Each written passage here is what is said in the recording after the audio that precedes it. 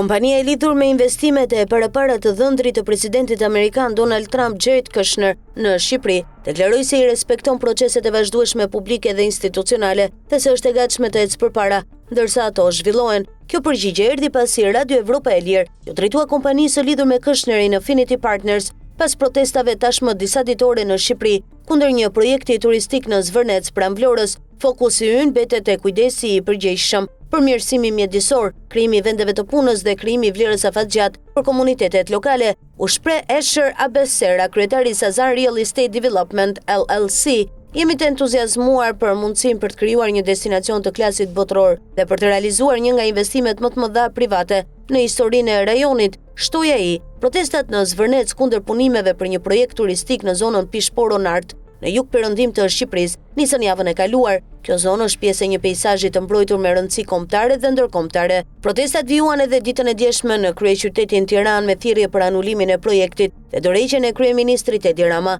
Banorë të zonës, qytetarë dhe përfaqësues të shoqërisë civile kanë ngritur shqetësime për ndikimin në mjedis, pronësinë e tokës dhe transparencën e investimit. Ndërkohë, organizatat për mbrojtjen e mjedisit kanë nisur edhe mbledhjen e nënshkrimeve përmes një peticioni online, por kryeministri Rama e ka mbrojtur projektin dhe është shprehur se nuk do të ndalet për sa kohë është kryeministër. Rama tha po ashtu se struktura e posaçme kundër korrupsionit dhe krimit të organizuar, SPAK, ka bllokuar një transaksion prone të lidhur me projektin. SPAK-u nuk e ka konfirmuar publikisht bllokimin e ndonjë transaksioni. SPAK konfirmoi më 1 qershor se ka nisur një hetim lidhur me Zvërnecin, por nuk dha detaje se çfarë po hetohet saktësisht. Projekti ka marrë vëmendje edhe për shkak të deklarimeve të mëhershme të Kushner. Në mars të vitit 2024, ai tha se synon të ndërtojë hotele dhe qindra vila në zonën e Zvërnecit. Kompania e Kushner mori statusin e investitorit strategjik në dhjetor të vitit 2024 për ndërtimin e një resorti luksoz në ishullin e Sazanit. Vendimi u mor nga Komiteti i Investimeve Strategjike i drejtuar nga Rama. Sa i përket Zvërnecit, Rama deklaroi se Kushner nuk ka bërë kërkesë për të qenë investitor strategjik.